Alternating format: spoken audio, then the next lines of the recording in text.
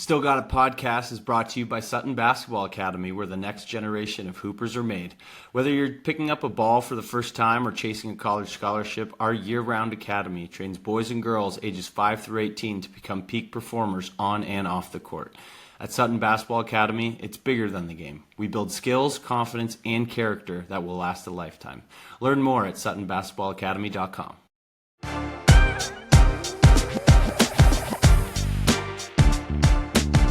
Welcome to the Still Got It podcast, where we sit down with former college hoopers to relive their journey from playground dreams to big-time college moments and beyond.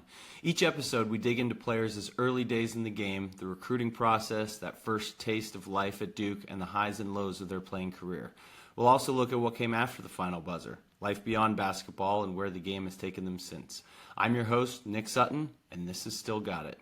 Real stories, honest reflections, and a deeper look at the game beyond the box score. Hey everyone, welcome to the Still Got It podcast. We are joined by Duke legend, Chris Duhon. He's a national champion. He's a 10-year NBA vet and one of the all-time Duke greats. So, Chris Duhon, welcome to the show. And thank you guys for having me. So first, let's start off in your childhood. You were born in Mamou, Louisiana, then moved from New Orleans east to Slidell in the 7th grade, a move people say opened better basketball doors. Paint us a picture of the Duhon household back then. What was little young Chris like? Little young Chris. So I was born in Mamou only because my mom grew up in Ville Platte, Louisiana, a small town closer to like Lafayette.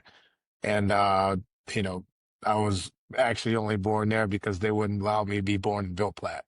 Kind of the racial, tone that was down there. So Mamou was the closest city that was near that would allow, my mom to go into the hospital. So, other than those few hours or days, however long I stayed, that was my only connection to Mamou, was just being born there.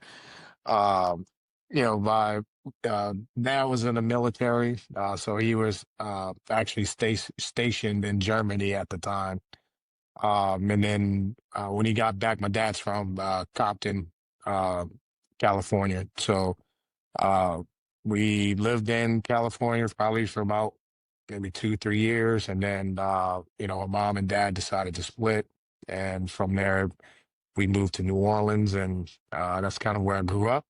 And, was kind of a latchkey kid at 5 years old. So, at 5 years old, I knew how to come home, get the key from underneath the mat, make a bowl of cereal and, sit down and watch whatever was on the TV until mom got home from work.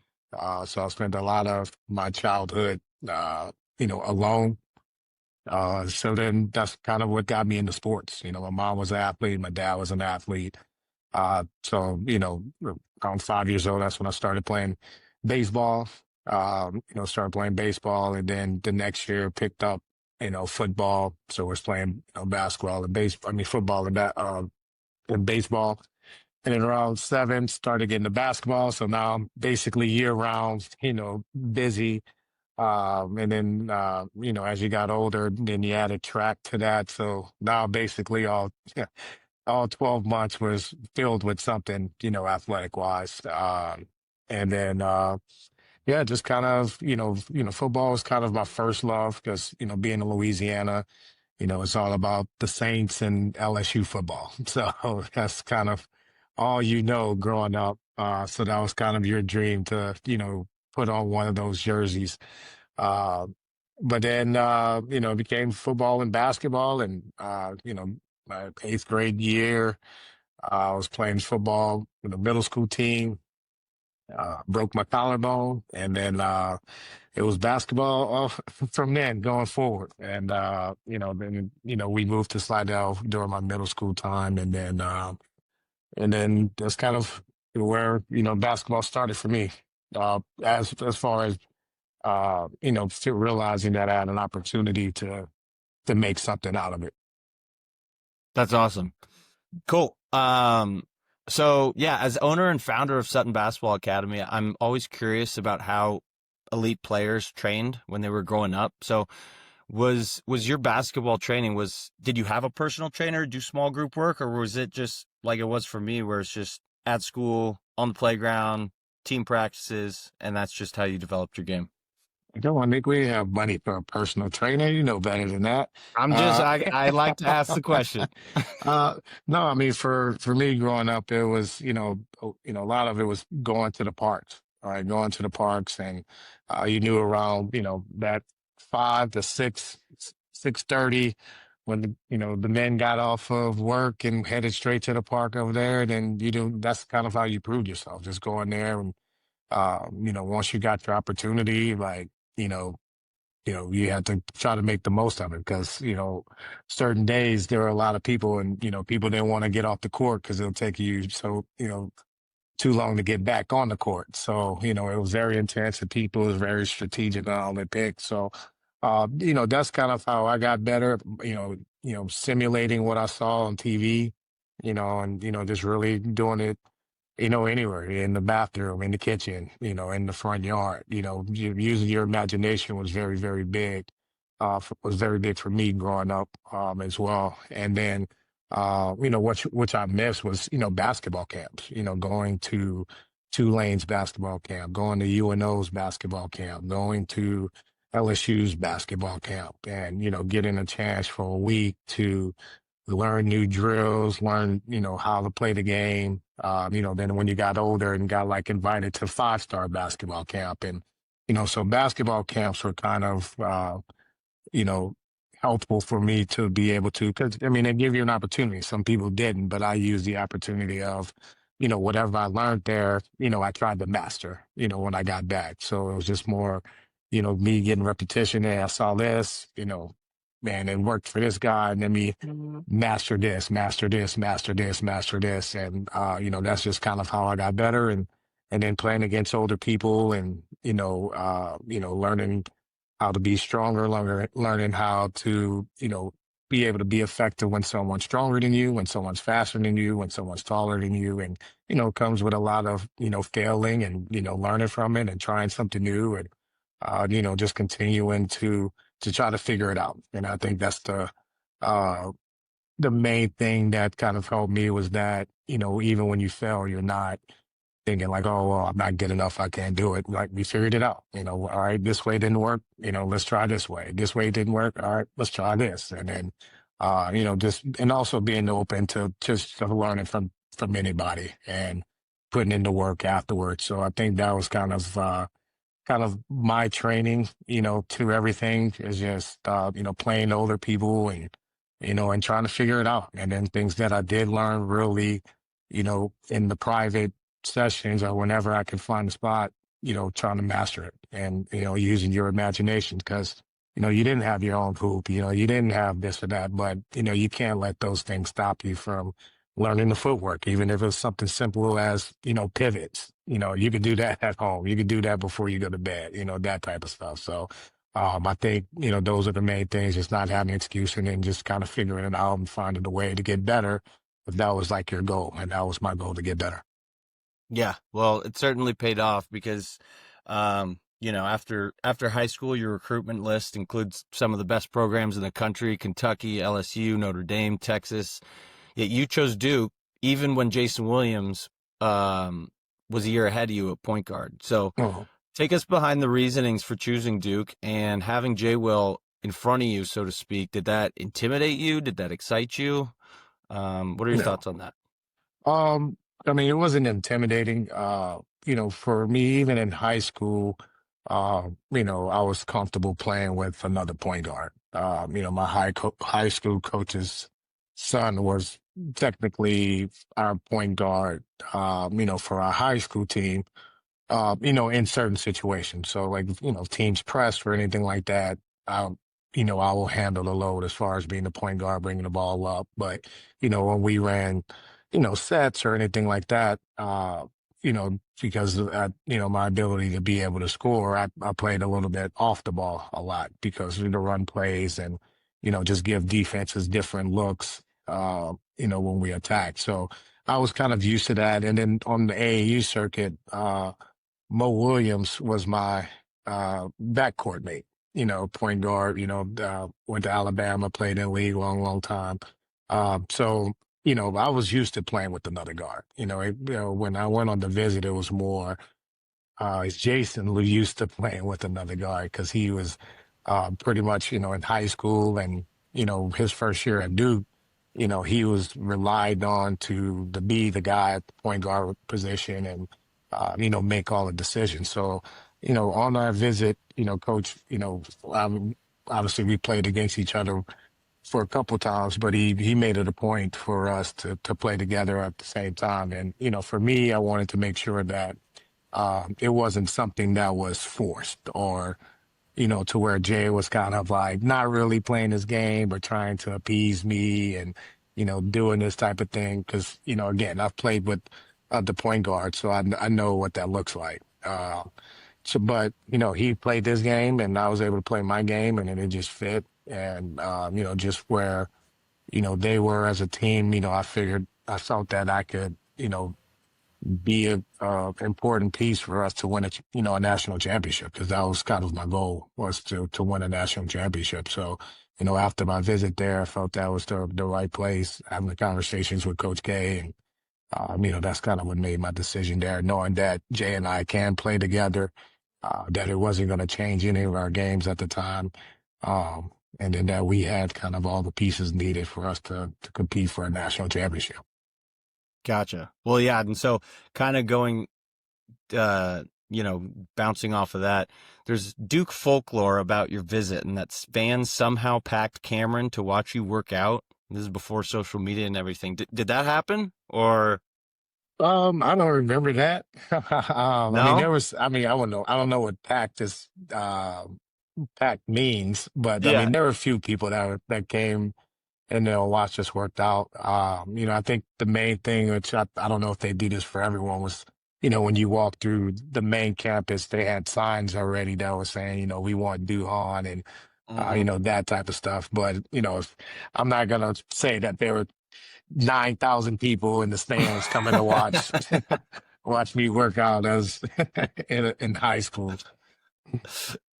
Well, your freshman year was loaded. Led by seniors Shane Battier and Nate James. You guys also had Jason Williams, Dunleavy, and Boozer, and then you and Reggie Love came in the freshman class. The team was coming off a number 1 seed in the tournament and lost in the Sweet 16 to Florida. So when you set foot in Cameron for the first practice your freshman year, did you already know that this team had the makings of something special? And did any one player in particular kind of take you under their wing, so to speak? Yeah, I knew from the first practice that, one, college is different than high school, and that, the intensity level that was from day one, like you could just feel that a lot of those guys, had a bad taste in their mouth. So that, they were on a mission. So I knew for me, if I wanted to be a part of this, I had to grow up quick, pretty much, understanding, the intensity of every practice, intensity of every drill. They, took everything, every sprint was important, every bench press was important, everything was important. So, I learned that pretty quickly. And, that came from just the leadership. That came from, Shane and Nate and, JD and Callback, the 4 seniors that was on there. So they really set the tone for everything that we did, going into that. And as far as taking under wing, again, I think it was kind of a group effort. It wasn't really just one person that, was like, hey, this is what you're going to do. It was just like, hey, this is what we do. Right? This is, how we come to practice. This is what time we come to practice. This is time how our intensity is for practice. So there was a culture that was already built that, I had to quickly understand and adapt to be able to, again, give myself an opportunity to play. Yeah. Well, in that season, got to talk about the Miracle Minute. It was one of my core basketball memories because I was like 15 at the time. So it was like right there. And so you're in College Park, Maryland. They're up double digits. There's a minute left. And then J. Will just detonates and goes nuclear. As the crowd's going silent and you're watching that storm unfold in real time, do you remember what was going through your body? Just what was going through your head? Adrenaline, disbelief? Were you calm? Like, what did it feel like to live in that moment? Yeah, I mean, that was probably everything you just described during that whole time. You know, for me, that was probably, and obviously I was a freshman year, but, if I go through, all 4 years, that was one of the very few times that Coach K has ever, like, before a game said, we're going to win this game, right? There was, they were really good. Them playing at home was really tough. We knew the environment was going to be tough. But, like, that was kind of his main message, pregame speech was, we're going to win this game. Like, no matter what, you guys got to believe we're going to win this game. All right. Ups and downs. There's going to be ups and downs. We're going to win this game. Got to believe that. So that was the message going in. And then, you know, they were a great team. They played really, really well, always played really, really well at home. Uh, Jay Will struggled during that game, through the first parts of the game. We found a way to kind of stay in it because we didn't really play our best game throughout the whole time. But, somehow we were able to kind of stay close enough, um, to give ourselves a chance. And then, I just remember there was a timeout before, and, like you said, it was 55 seconds, or it was probably a little bit more before when the timeout happened.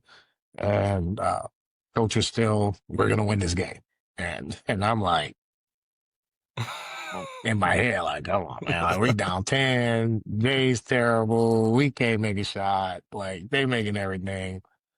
They're too good. They're too good for us to come back. That's kind of what I was thinking. Again, I'm a freshman. I'm learning. I haven't, you know, fully had the Coach K and Duke experience yet, as far as belief and everything and things like that. So, I'm thinking as a 17, 18-year-old kid, like, if this was a different team, yes, maybe we have the chance. But this is Maryland. They've been dominating us all game. Like, there's no way we're going to come back.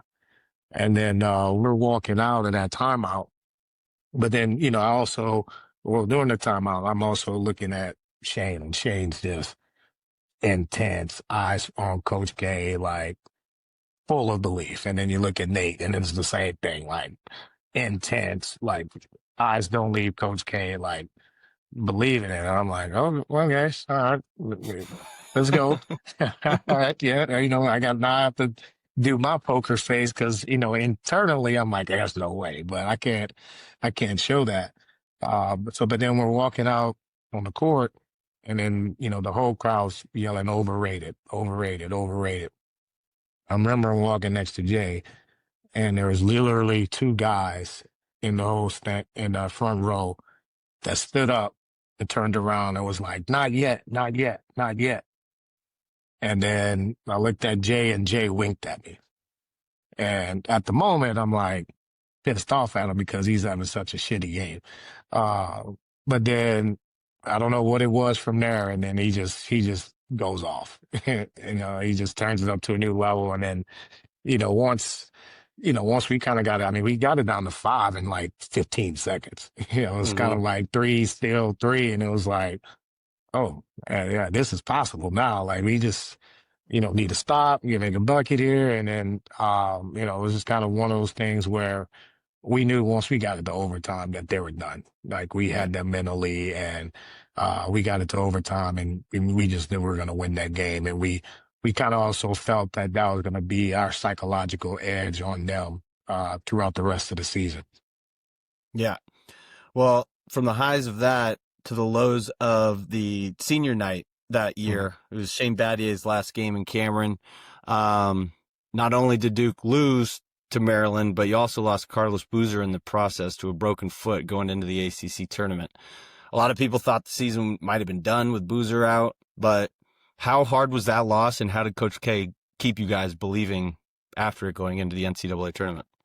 Yeah, I think we believed that it was done after Booze. Just Booze was that inside presence for us. Consistent inside presence, great hands, could finish. So, when that happened, especially being so close to ACC tournament and, making this run, yeah, we all had doubts. And, when we practiced the next day, because I think we had Carolina coming up next at Carolina. Um, so it was kind of like, oh, this one game losing streak can easily turn into a 2 game losing streak, with having us going to Carolina. So we practiced the next day, and Coach K came in there while we were pouting and feeling sorry for ourselves. Coach came in there energized. It was like, hey, if you guys believe in me, do what I say, really believe in me, we're gonna win the national championship. And it was like, all right, and as an 18-year-old kid, like that's probably something you're supposed to say, right? So we went out to practice, and practice wasn't really at the intensity that we wanted or that he wanted. So he kicked us out. We got kicked out of practice. And back the next morning, same speech. And he was like, all right, walked out there. Again, the intensity wasn't where it needed to be. Kicked us out again. So we got kicked out of practice twice, so hasn't been any preparation for Carolina yet. And then we finally had the the team meeting, the seniors just come like, hey man, he had lied to us before. Hey, let's just go and buy in, no excuses. That was our, kind of our thing from the get-go. Obviously losing Boo's hurt, but we believe in the other guys and, things like that. So let's just go all in. And, that's kind of when we all decided that we were going to go all in. Had a great practice, so Coach comes in there. He's like, all right, Chris, you're going to start in front of Nate. Looks at Nate. Nate, you okay with that? Nate's like, yep, I'm good. Chris, you okay with that? It's like, yep, I'm good. All right. Casey, your job is to screen for Shane. Well, that's all. Protect the rim, run the middle lane, screen for Shane. And you do that. Yeah, we can do that. All right. Everybody else, Mike, Chris, Shane, Nate, if you're open, shoot it. So if you're open from 3, shoot it. Like, we're going to go in there. We're going to set the record for 3 points attempt. So, if you think about it, and especially if you hear from Shane, who's the analytic king, we kind of started the 3-point analytics, back then in 2001, because, his thought was, hey, more threes we make, the more, we're going to win, the more points we're going to score. And that was it. We really didn't have any plays. It was either, Shane, Jay will high pick and roll, and figure that out, or, Casey was setting some type of pin down for Shane, and Jay was just creating. Or when we got it, we just sprinted and ran, and if you were open, you let it go. And that's kind of how we played. And, that was, kind of the turning point. And with us beating Carolina that game, I think that brought our mindset back to, okay, yeah, we can win this thing, because and I think with every team, there's always a moment where, you have to make that choice. Like if you're going to go all in or you're going to kind of give yourself room to make excuses. And, we faced that point, and then we decided that we weren't going to have any excuses, that we were just going to go all in and see what happened. That's awesome. That's awesome. Yeah. I mean, that was moving you and doing the small ball lineup. That was, one of Coach K's genius moves from, before, like you said, before small ball really took center stage in the game in college and pros. And so in the Final Four that year, also against Maryland, you're down 22, you collide with Steve Blake, and you go to the locker room, and then, you come back as the rally starts. So what happened behind the curtain, before you returned, and then you guys came back and went on to win? Well, that my collision with Blake happened late when it was like 4 minutes left in the game. So, like, we've already came back and took the lead, from that moment. That was just foregone conclusion, because we've kind of already had control of the game there.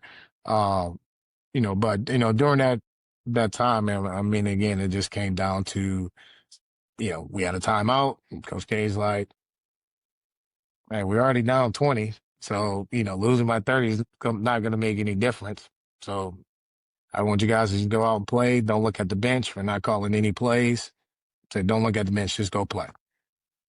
That was his message. It wasn't, Wow. we changed defenses or anything like that. I think, just the moment and us kind of putting a lot of pressure on ourselves to try to be perfect and, execute the game plan to the absolute 100 feet. And the way he was just like, look, just go play.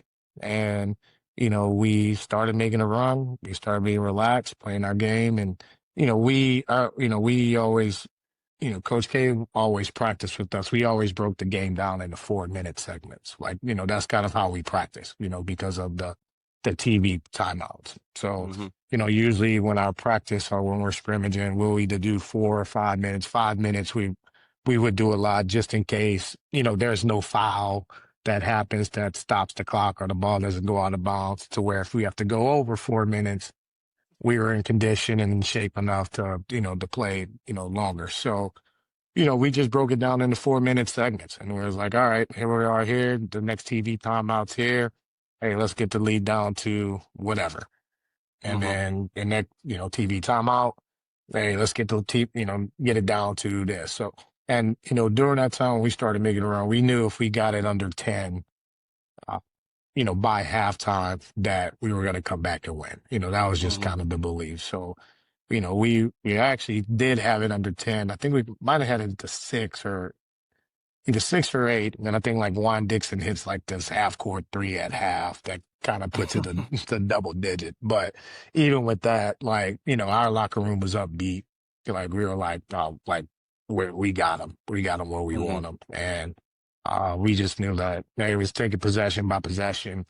We're just going to wear them down, wear them down. And eventually, once we regained the lead, like, we knew we were going to win that game. So, again, a lot of that came from what happened, at Maryland. And then, we also played them in the semifinals, In the tourney. in a tourney where, Yep. they had the tip in, to win. So, they suffered two defeating, crucial losses to us, basically at the last second.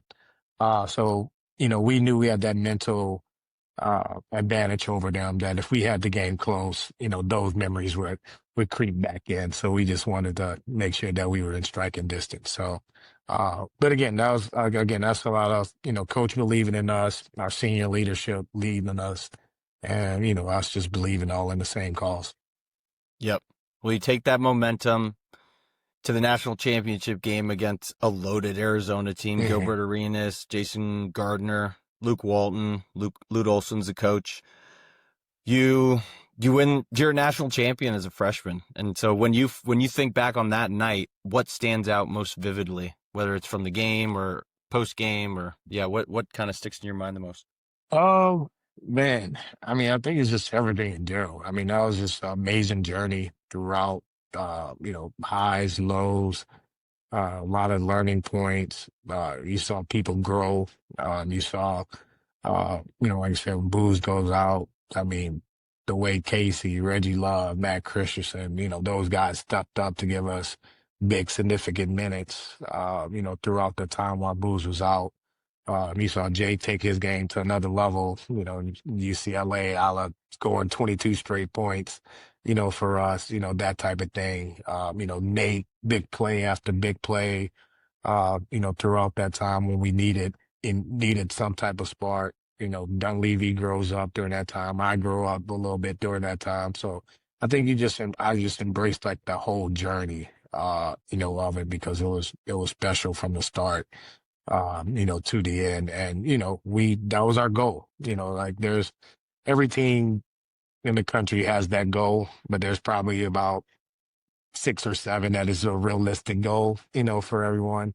And we knew that was a realistic goal for us to win, a national championship. So to be able to go out and do that, and endure everything that we had to endure, that's just kind of what, I remember feeling, afterwards. It's just like, man, we did it. We did. There are times when we doubted ourselves, but we found a way to overcome that, and we did it. We did what we set out to do.